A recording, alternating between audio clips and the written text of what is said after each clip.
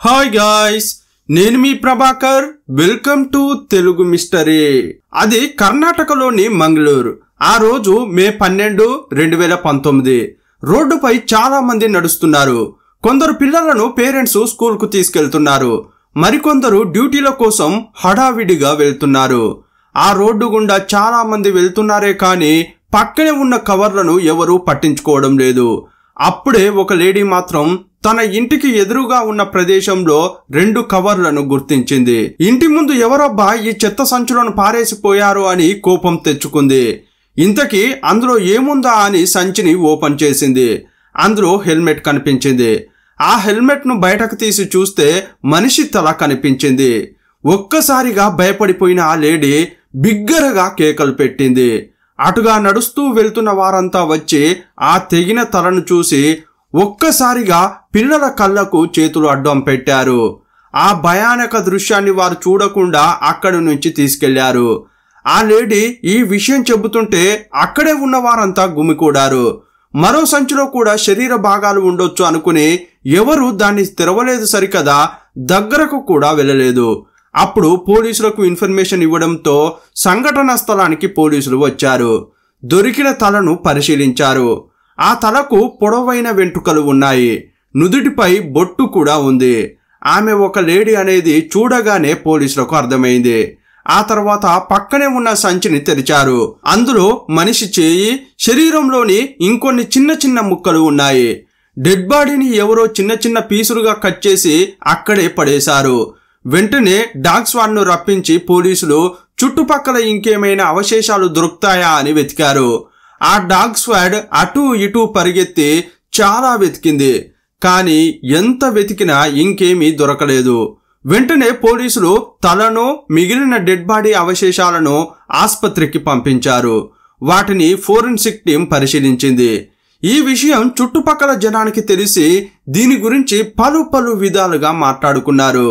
అదే రోజు మధ్యాహ్నం క్రిస్టియన్ల శ్మశానం దగ్గర ఒక గోనె సంచి దొరికింది. దాని నుంచి రక్తం కారుతుంటే చూసిన వారు ఆశ్చర్యపోయారు. వెంటనే పోలీసులకు ఫోన్ చేసి రక్తం కారుతున్న సంచి గురించి చెప్పారు. ఇక సంఘటన స్థలానికి వెళ్లిన పోలీసులు గోనె సంచిని పరిశీలించారు. అందులో కూడా మనిషిని కట్ చేసిన ముక్కలు ఉన్నాయి. అవి మహిళ యొక్క పొట్ట భాగానికి చెందిన ముక్కలు.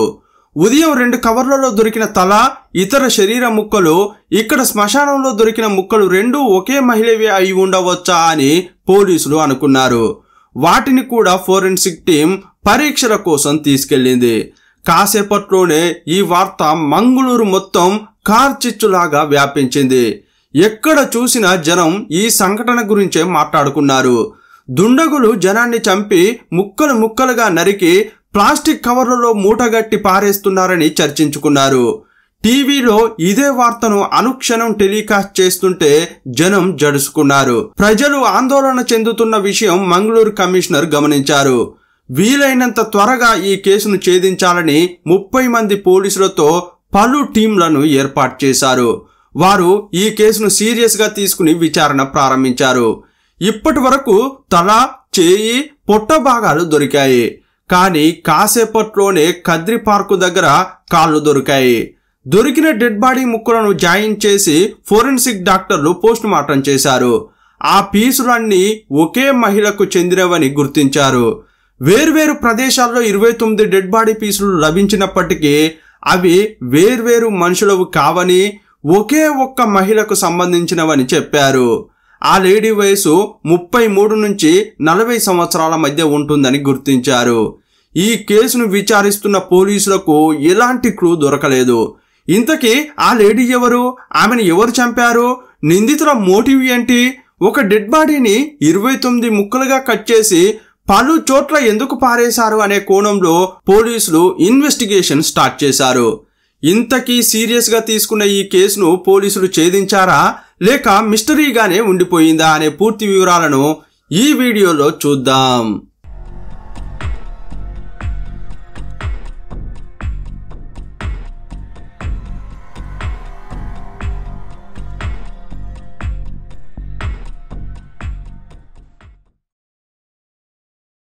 వేర్వేరు చోట్ల మహిళ డెడ్ బాడీ దొరికి ఒక రోజు గడిచిపోయింది. కానీ హత్యకు గురైన మహిళ గురించి, హంతకుల గురించి పోలీసులకు ఎలాంటి క్లూ దొరకలేదు. మొదట పోలీసులు ఆ మహిళ ఎవరు అనే దాని గురించి దర్యాప్తు చేశారు. మంగళూరులోని వేర్వేరు పోలీస్ స్టేషన్లకు సమాచారం ఇచ్చారు. ఇటీవల ఎవరైనా లేడీ మిస్సింగ్ అని కంప్లైంట్ చేశారా అని చెక్ చేశారు. కానీ అలాంటి కేసు నమోదు కాలేదు. ఇదేంట్రా, ఒక లేడీని ఇంత దారుణంగా చంపితే మిస్సింగ్ కేసు నమోదు కాలేదని అనుకున్నారు. ఒకవేళ ఈ లేడీ వేరే ప్రాంతానికి చెందిందా, ఎక్కడో హత్య చేసి ఆమెను చంపి ఇక్కడ డెడ్ బాడీ పీసులు తీసుకొచ్చి పడేశారా అనుకున్నారు. ఇలా పోలీసులు ఆలోచిస్తున్న సమయంలో ఒక వ్యక్తి కద్రి పోలీస్ స్టేషన్కు వచ్చాడు. సార్, మా అక్క నిన్నటి నుంచి కనిపించడం లేదు. చాలా చోట్ల వెతికాను, కానీ ఆమె ఎక్కడా దొరకలేదు. ఆమె ఫోన్ కూడా స్విచ్ ఆఫ్ అయింది. త్వరగా ఆమెను కనిపెట్టండి సార్ అని కంగారుగా చెప్పాడు. పోలీసులు అతన్ని కూర్చోబెట్టి అన్ని వివరాలు అడిగారు. సార్, మా అక్క పేరు శ్రీమతి శెట్టి. ఆమెకు 37 సంవత్సరాలు. ఆమె అత్తావారంలో ఉండేది. ఆమె ఒక ఎలక్ట్రానిక్ షాప్ కూడా నడుపుతోంది. షాప్కు వెళ్తున్నా అని నిన్న ఉదయం ఇంటి నుండి బయలుదేరింది. కానీ షాప్కు వెళ్ళలేదు. ఎందుకంటే షాప్లో పనిచేసేవారు నాకు కాల్ చేసి ఇంకా అక్క షాపుకు రాలేదని చెప్పారు. అందుకే నేను ఆమె ఫోన్కు ట్రై చేస్తూనే ఉన్నాను, కానీ కనెక్ట్ కావట్లేదు. కాసేపు అయ్యాక ఫోన్ స్విచ్ ఆఫ్ అని వచ్చింది. ఎప్పుడూ రాత్రి 9 గంటల వరకు షాప్ మూసుకుని ఇంటికి వచ్చేది. కానీ నిన్న రాత్రి మాత్రం ఇంటికి రాలేదు. బహుశా ఫ్రెండ్స్ ఇంటికి వెళ్ళి ఉండవచ్చు, ఉదయం వస్తుందిలే అని అనుకున్నాం. కానీ ఎంత వెతికినా ఆమె గురించి ఎలాంటి వివరాలు తెలియలేదు. అందుకే మిస్సింగ్ కేసు పెట్టడానికి వచ్చినట్లు చెప్పాడు. అప్పుడు పోలీసులు కొన్ని జనరల్ ప్రశ్నలు అడిగారు. ఆ తర్వాత ఏం చెప్పారంటే, ఈ రోజు ఉదయం డెడ్ బాడీ దొరికింది. మాతో వచ్చి ఆ డెడ్ బాడీని చెక్ చేసి మీ అక్కేనా అనేది గుర్తుపట్టండి అని పోలీసులు చెప్పారు. మార్చురీకి తీసుకెళ్లి డెడ్ బాడీ తలను చూపించారు. దాన్ని చూసిన ఆ వ్యక్తి గట్టిగా ఏడవడం ప్రారంభించారు. సార్, ఈమె మా అక్క శ్రీమతి శెట్టి. అసలు ఏమైంది సార్? మా అక్కను ఇంత భయంకరంగా ఎవరు చంపారు? కాస్త కూడా జాలి దయ లేకుండా ఇన్ని పీసులుగా ఎందుకు కోసారని చాలా ఏడ్చాడు. అతన్ని సముదాయించిన పోలీసులు ఆమె గురించి మరిన్ని వివరాలు అడిగి తెలుసుకున్నారు. ఇప్పుడు చనిపోయిన వ్యక్తి ఎవరనేది కనిపెట్టారు. ఈ శ్రీమతి శెట్టికి ఎవరైనా శత్రువులు ఉన్నారా, ఆమెను ఎవరు చంపే ఛాన్స్ ఉందని ఎంక్వైరీ చేశారు. ఈమెకు పెళ్ళైంది, కానీ భార్యాభర్తల మధ్య ఏదో గొడవ జరిగి ఇద్దరు విడిపోయారు. అందుకే కొంతకాలంగా శ్రీమతి ఒంటరిగా ఉంటోంది. ఆమె బాగా కష్టపడి సంపాదించిన డబ్బుతో సొంతంగా ఇల్లు కట్టుకుంది. అందులోనే ప్రస్తుతం ఉంటోంది. ఆమె తల్లిదండ్రులు, సోదరుడు ఆ ప్రాంతంలోనే వేరే చోట ఉండేవారు. ఇలాంటి పరిస్థితుల్లో శ్రీమతి శెట్టి జీవితంలోకి ఒక వ్యక్తి వచ్చాడు. అతను ఆమెకు దగ్గరి బంధువు. అతని పేరు సుదీప్. సుదీప్తో శ్రీమతి రిలేషన్షిప్లో ఉందని తెలిసాక తల్లిదండ్రులు వ్యతిరేకించారు. కానీ ఈ శ్రీమతి శెట్టి అస్సలు వినలేదు. కుటుంబ సభ్యులను ఎదిరించి అతన్ని పెళ్లి చేసుకుంది. అది ఆమెకు రెండో పెళ్లి. తమ మాట వినలేదని తల్లిదండ్రులకు కూతురిపై కాస్త కోపం ఉండేది. కానీ ఈ బంధం ఎక్కువ కాలం నిలవలేదు. కొద్ది రోజులకే సుదీప్ నుండి కూడా విడాకులు తీసుకుంది. ఇప్పటికే ఆమెకు 2 పెళ్లిళ్లు జరిగి విడాకులు కూడా అయ్యాయని పోలీసులు గుర్తించారు. మొదట్లో పోలీసులకు మొదటి భర్త, రెండో భర్తపై అనుమానం కలిగింది. ముందుగా మొదటి భర్తను పోలీస్ స్టేషన్కు పిలిపించారు. మే 11వ తేదీన మీరు ఎక్కడున్నారు అని గట్టిగా అడిగారు. అప్పుడు శ్రీమతి మొదటి భర్త, సార్, విడాకులు అయిన తర్వాత నేను ఆమెను కలవడానికి అసలు ప్రయత్నించనే లేదు. మా ఇద్దరికి పడక వేరయ్యాం. అప్పటి నుంచి ఆమె ముఖం కూడా చూసిందే లేదని అన్నాడు. అతను చెప్పిన సమాచారం కరెక్టేనా అని పోలీసులు క్రాస్ చెక్ చేశారు. అతను కరెక్టే చెప్పాడని, విడాకుల తర్వాత శ్రీమతితో టచ్లో లేడని తెలుసుకున్నారు. దేనికైనా మంచిదని మే 11, 12 తేదీల్లో అతడు ఎక్కడున్నాడని ఫోన్ లొకేషన్ ట్రేస్ చేశారు. కానీ శరీరం ముక్కలు దొరికిన చోట కానీ, శ్రీమతి షాప్ దగ్గర కానీ, ఆమె ఇంటి దగ్గర కానీ ఇతని మొబైల్ లొకేషన్ చూపించలేదు. అందువల్ల అతను నిజమే చెబుతున్నాడని అనుకుని వదిలేశారు. ఆ తర్వాత రెండో భర్త ఇంటికి వెళ్ళినప్పుడు అతను ఇంట్లో లేడు. సుదీప్ ఎక్కడా అని అడిగితే కుటుంబ సభ్యులు, పోలీసులు షాక్ అయ్యే న్యూస్ చెప్పారు. సార్, వాడు జైల్లో ఉన్నాడని చెప్పారు. యాక్చువల్గా ఈ సుదీప్ పై చాలా దొంగతనం కేసులు ఉన్నాయి. అందువల్లే అతడు జైల్లో ఉన్నాడు. అతని దొంగ బుద్ధి తెలిసిన తర్వాతే సుదీప్ కు శ్రీమతి విడాకులు ఇచ్చిందని తెలుసుకున్నారు. ఆమె భర్తల్లో ఎవరో ఒకరు హత్య చేసి ఉంటారని సందేహపడిన పోలీసులకు వారు హంతకులు కాదని తెలిసింది. ఇంతకీ ఈ శ్రీమతిని ఎవరు హత్య చేశారని పోలీసులు మెదడును మదించారు. ఎంత చేసినా చివరకు దర్యాప్తు మళ్ళీ మొదటికి వచ్చింది. ఈ సుదీప్ క్రిమినల్ కాబట్టి ఇతనే శ్రీమతిని ఏదైనా చేయించి ఉండవచ్చు అని అనుమానించారు. కానీ అతడు చాలా కాలంగా జైల్లో ఉన్నాడు. ఒకవేళ జైల్లో ఉండి సుపారీ ఇచ్చి హత్య చేయించి ఉండవచ్చా అని కూడా ఆలోచించారు. అదే కోణంలో జైల్లో ఉన్న సుదీప్ను కలిసి విచారించారు. కానీ అతడు మాత్రం నేను ఆమెను చంపనే లేదు, ఇంతకీ ఆమెను ఎందుకు చంపాలి, ఆమెను చంపడానికి నాకు మోటివే లేదని అన్నాడు. పోలీసులు పలు విధాలుగా విచారించిన తర్వాత శ్రీమతి హత్య కేసులో అతని ప్రమేయం లేదని కన్ఫర్మ్ చేసుకున్నారు. ఈ శ్రీమతిని ఎవరు చంపి ఉండవచ్చని ఆలోచిస్తున్న పోలీసులకు తలనొప్పి ఎక్కువైందే తప్ప ఎలాంటి క్లూ దొరకలేదు. మే 13వ తేదీన కూడా కేపీటీ జంక్షన్, కోటి చెన్నయ్య సర్కిల్తో పాటు ఇంకా వేర్వేరు చోట్ల పలు కవర్లలో శరీర భాగాలు దొరికాయి. పాలిథిన్ బ్యాగుల్లో డెడ్ బాడీ ముక్కలు దొరుకుతున్న విషయం విని జనం భయపడుతున్నారు. అందువల్ల ఈ కేసు గురించి పోలీసులపై ఒత్తిడి ఎక్కువైంది. వారు ఏ యాంగిల్లో దర్యాప్తు చేసినా ఎలాంటి వివరాలు తెలియట్లేదు.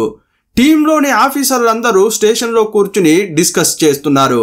ఇప్పటి వరకు చేసిన దర్యాప్తు అంతటిని రీకాల్ చేశారు.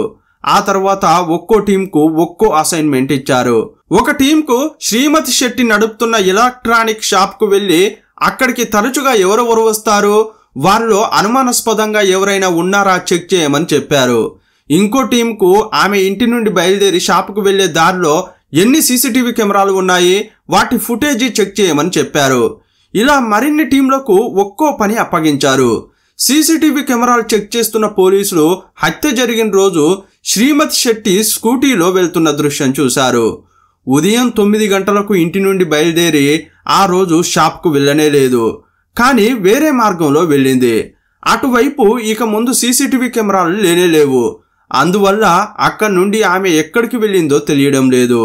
కానీ ఆమె స్కూటీ నంబర్ను నోట్ చేసుకున్నారు. శ్రీమతి శెట్టి మొబైల్ చివరి లొకేషన్ కూడా అక్కడే ఉంది. అదే ఏరియాలో ఆమె స్కూటీ కోసం వెతికారు. స్థానికులకు కూడా బండి ఫోటో చూపించి ఈ బండిని ఎక్కడైనా చూసారా, ఒకవేళ చూస్తే సమాచారం ఇవ్వండి అని చెప్పారు. సంఘటన జరిగిన మరుసటి రోజు సాయంత్రానికి బండి దొరికింది. ఒక మెకానిక్ సెంటర్ దగ్గర చాలా బండ్లు రిపేర్ కోసం నిలిపి ఉంచారు. అందులోనే ఈ స్కూటీ కూడా ఉండింది. ఆ స్కూటీ అనుమానాస్పదంగా ఉండడంతో షాప్ మెకానిక్ పోలీసులకు సమాచారం ఇచ్చాడు. అప్పుడు సంఘటన స్థలానికి వచ్చిన పోలీసులు అది శ్రీమతి శెట్టికి సంబంధించిన వెహికల్ అని తెలుసుకున్నారు. వెనుక టైర్లో రక్తం మరకలు ఉన్నాయి. డిక్కీని తెరిచి చూస్తే అందులో కూడా డెడ్ బాడీ ముక్కలు నింపిన బ్యాగులు ఉన్నాయి. ఇప్పటి వరకు దొరికిన ముక్కలన్నింటినీ కలిపి చూశారు. కానీ అప్పటికీ కూడా శ్రీమతి శరీరం పూర్తి కాలేదు. అప్పుడు పోలీసులు విచారణ తీరును మార్చేశారు. ఇప్పుడు ఆమె చేసే వ్యాపారం గురించి ఆరా తీశారు. అప్పుడే పోలీసులకు మరో విషయం తెలిసింది.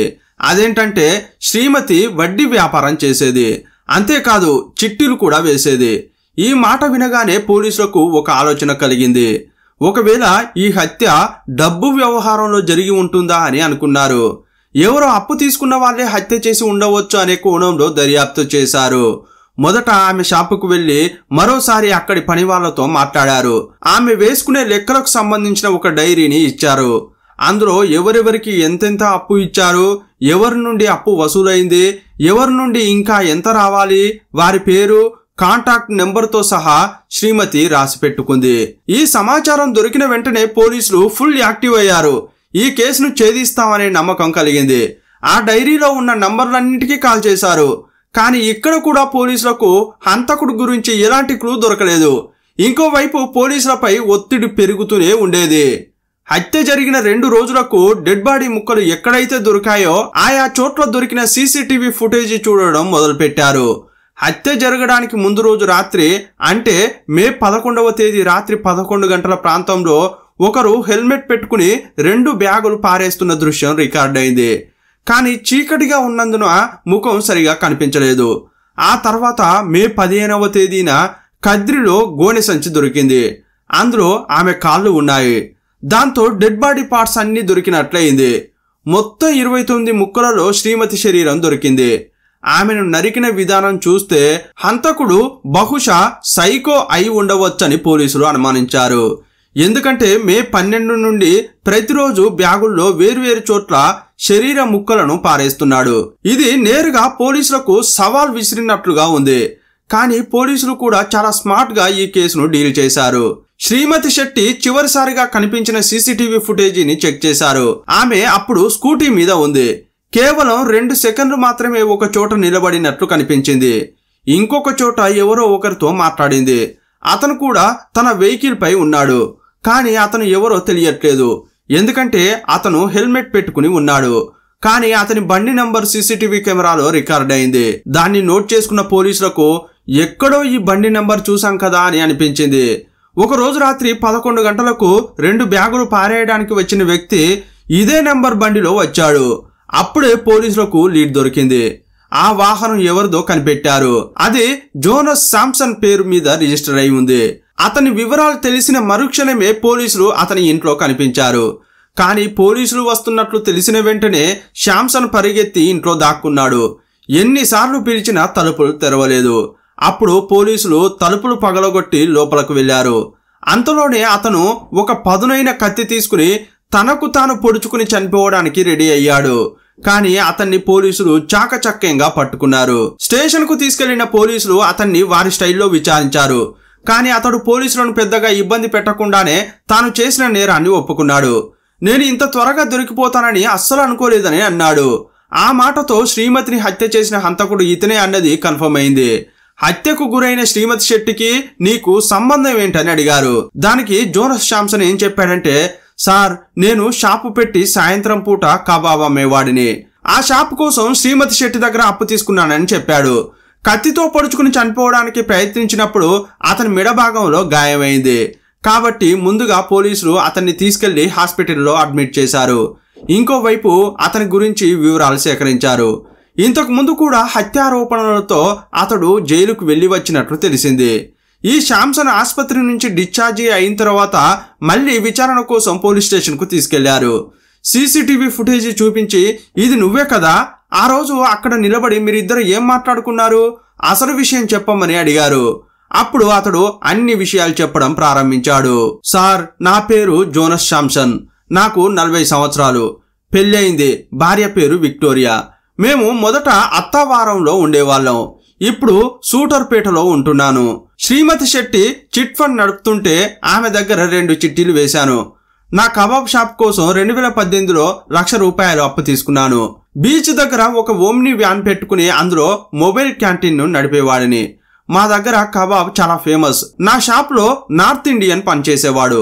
నేను కబాబ్ కు అంతా రెడీ చేసి ఇచ్చేవాడిని. అతను కబాబ్ వేసేవాడు. అతను కబాబ్ చేయడంలో దిట్ట.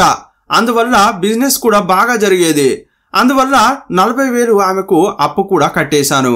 మిగతాది కూడా కొంచెం కొంచెం ఇవ్వాలని అనుకున్నాను. కానీ ఇంతలోనే అనుకోని దెబ్బపడింది. నా దగ్గర పనిచేసే వంట మాస్టర్ వెళ్ళిపోయాడు. తను సొంతుంటికి వెళ్ళి తిరిగి రానేలేదు. నాకేమో అతనిలా కబాబ్ చేయడం రాదు. అందువల్ల బిజినెస్ తగ్గింది. చాలా లాస్ వచ్చింది. కొన్ని రోజుల్లోనే హోటల్ను మూసేశాను. అప్పటి నుంచి చిట్టి కట్టడం కష్టమైంది. ఈ శ్రీమతి మాత్రం చిట్టి డబ్బులు ఇవ్వమని ప్రాణాలు తోడేసేది. అసలు వడ్డీ 2 ఇవ్వమని టార్చర్ చేసేది. హోటల్ బాగా నడుస్తున్నప్పుడు ప్రతి నెల ఆమెకు కరెక్ట్ గా వడ్డీ ఇచ్చేవాడిని. కానీ లాస్ అయిన తర్వాత నా దగ్గర డబ్బులు లేక చాలా ఇబ్బందులు పడేవాడిని. అదే టైంలో పదే ఫోన్ చేసి డబ్బులు ఎప్పుడు ఇస్తావు, వడ్డీ ఇవ్వు, చిట్టి కట్టు అని తిట్టేది. నా బిజినెస్ సాగక ఇంటి అద్దె కూడా కట్టలేకపోయాను. ఇంకోవైపు నేను ఉంటున్న ఇంటి యజమాని అద్దె కట్టకుంటే ఖాళీ చెయ్యి అని అన్నాడు. అందువల్ల నాకు సమస్యలతో తల తిరుగుతూ ఉండేదని ఏడ్చాడు. అప్పుడు పోలీసులు ఏమన్నారంటే, అంత మాత్రానికే చంపేశావా, సమస్యలు వస్తే సానుకూలంగా మాట్లాడుకుని సాల్వ్ చేసుకోవాలి, అంతేకాని ఇలా చేస్తావా అని అన్నారు. కానీ అతడు, లేదు సార్, ఇది మాత్రమే కాదు, ఇంతకు మించి జరిగింది, అందుకే ఆమెను చంపాల్సి వచ్చిందని చెప్పాడు. ఈ శ్రీమతి శెట్టి దగ్గర నాకు ఒక గుణం నచ్చకపోయేది. ఆమె అందరి ముందే డబ్బు అడిగేది. మర్యాదగా కూడా మాట్లాడకపోయేది. ఎన్నోసార్లు నా భార్య ముందే నన్ను అవమానించింది. నా భార్య విక్టోరియాకు కూడా కోపం వచ్చింది. త్వరగా ఆమె డబ్బులు ఆమె ముఖం మీద పడేయి, లేదంటే నేను ఊరుకోను అని అంది. అప్పుడు నాకు చాలా బాధ కలిగింది. నా ఇబ్బందులు పట్టించుకోకుండా ఆమె క్రైమ్ జరగడానికి 3 రోజుల ముందు నుంచి కంటిన్యూగా కాల్ చేసి తిడుతూనే ఉండేది. ఆ రోజు మే 10, 2019 రాత్రి సమయం. శ్రీమతి ఫోన్ చేస్తే నేను లిఫ్ట్ చేయలేదు. అప్పుడు మెసేజ్ పెట్టింది, డబ్బులు ఇవ్వకపోతే ఉదయం మీ ఇంటికే వస్తాను, బజార్లో నీ పరువు తీస్తాను అని అందులో ఉంది. నా భార్యకు ఆమె మా ఇంటి దగ్గరకు రావడం అస్సలు ఇష్టం లేదు. అందువల్ల మీరు మా ఇంటికి రావద్దు, వీలైనంత త్వరగా డబ్బులు ఇచ్చేస్తా అని రిప్లై ఇచ్చాడు. కానీ ఆమె అస్సలు పట్టించుకోలేదు.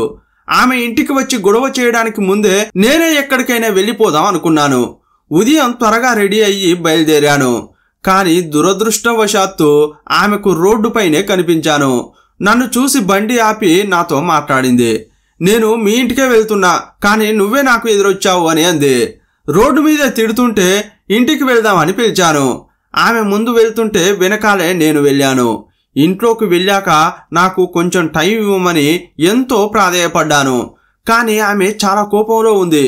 ఇప్పుడు నాకు 60,000 కావాలి, అవి తీసుకోకుండా ఇంట్లోంచి కదిలేది లేదని కూర్చుంది. నా భార్య విక్టోరియా ముందే గట్టిగా మాట్లాడింది, అరిచింది, గొడవ చేసింది. ఆమె తిట్లు విని నాకు కోపం నశాలానికి ఎక్కింది. ఉండు, నీకు డబ్బు ఇస్తా అని లోపలికి వెళ్ళిన జాన్సన్ ఒక పెద్ద కర్ర తీసుకుని వచ్చి ఆమె తలపై గట్టిగా కొట్టాడు. ఆ దెబ్బకు ఆమె స్పృహ తప్పి కింద పడిపోయింది. ఆ తర్వాత విక్టోరియా, అతడు ఆమె శరీరాన్ని బాత్రూంలోకి తీసుకెళ్లారు. నగలన్నీ తీసేసుకున్నారు. కబాబ్ షాప్కి యూజ్ చేసే పదునైన కత్తులు ఇంట్లోనే ఉన్నాయి. వారిద్దరూ కలిసి బాత్రూంలో ఆమెను చంపేశారు. తర్వాత 29 ముక్కలు చేశారు. షాపుకు వెళ్లి కొన్ని బ్యాగులు తీసుకొచ్చి కొంచెం కొంచెంగా వాటిలో నింపారు. రాత్రి వాటిని బైకులో పెట్టుకుని ఈ జాన్సన్ వేరువేరు చోట్ల పారేశాడు. అంతేకాకుండా ఆమె స్కూటీలో కూడా కొన్ని బ్యాగులు పెట్టి మెకానిక్ షాప్ దగ్గర నిలిపాడు. ఇంకోవైపు ఇంట్లోనే ఉన్న విక్టోరియా శ్రీమతి శెట్టి యొక్క పర్సు, చెప్పులను కాల్చేసింది. ఆ తర్వాత ఇద్దరు ఇంటిని శుభ్రం చేశారు. ఇకపై ఈ ఇంట్లో ఉండను అని అతని భార్య విక్టోరియా పుట్టింటికి వెళ్లిపోయిందని అతడు వాస్తవాలు చెప్పాడు. వెంటనే పోలీసులు క్రైమ్ సీన్ కి వెళ్లారు. అక్కడ ఆధారాల కోసం అన్వేషించారు.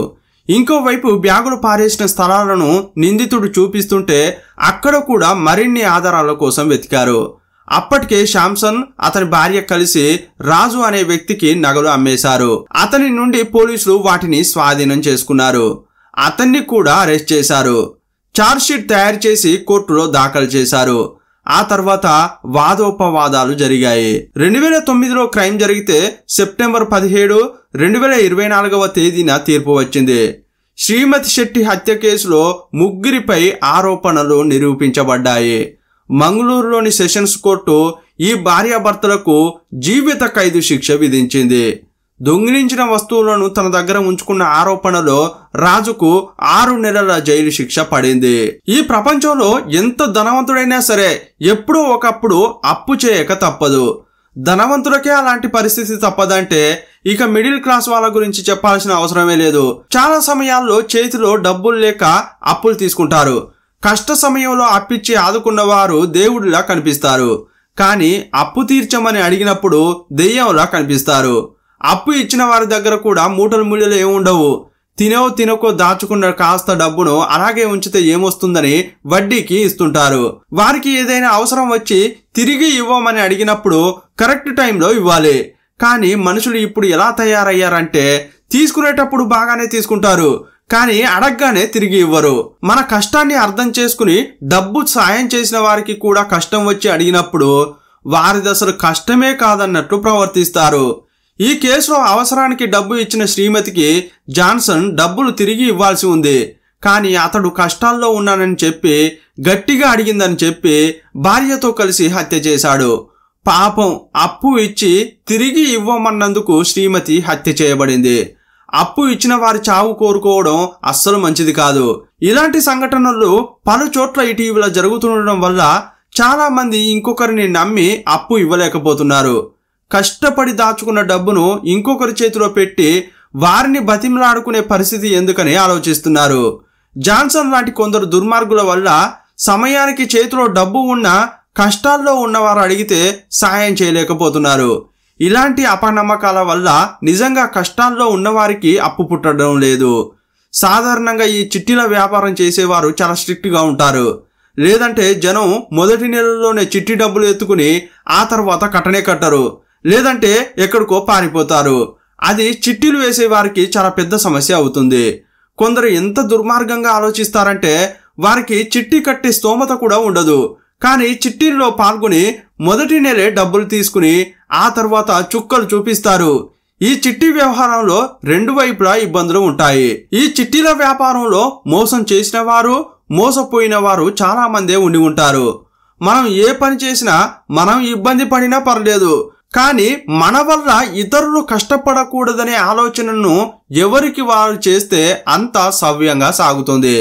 కానీ అలా ఆలోచించే వారు చాలా తక్కువ మంది ఉంటారు. చిట్టీలు తీసుకున్న వారు తిరిగి డబ్బులు కట్టలేని పరిస్థితులు ఉండొచ్చు, అందుకని అప్పు ఇచ్చిన వారిని చంపడం అనేది అస్సలు కరెక్ట్ కానే కాదు. అది నీచాతి నీచమైన చర్య. ఈ కేసుపై మీ అభిప్రాయం ఏంటో కామెంట్ బాక్స్ లో రాయండి. మీరు ఈ చిట్టీల వల్ల ఏమైనా నష్టపోయారా, ఏమైనా ఇబ్బందులు పడ్డారా, అసలు చిట్టీలు వేయడం కరెక్టేనా కాదా అనేది కూడా కామెంట్ బాక్స్ లో పంచుకోండి. మీరిచ్చే విలువైన సమాచారం ఇబ్బందుల్లో ఉన్న వారికి ఉపయోగకరంగా ఉంటుందేమో. మరో వీడియోలో మళ్ళీ కలుసుకుందాం. అప్పటి వరకు బాయ్ బాయ్.